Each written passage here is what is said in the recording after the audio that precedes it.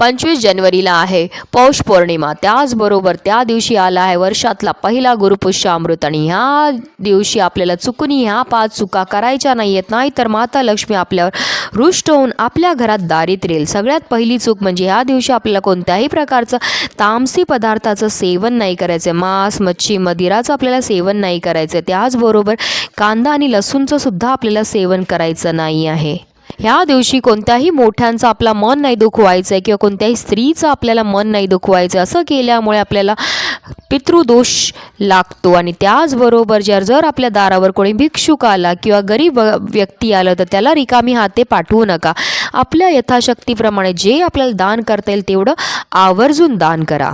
त्याचबरोबर आपल्या घरामध्ये चुकून ह्या दिवशी भांडण व्हायला नाही पाहिजे, नाहीतर आपल्या घरामध्ये जे आहे माता लक्ष्मीचं आगमन होणार नाही आहे. म्हणूनच व्हिडिओ शेअर करा. श्री स्वामी समर्थ.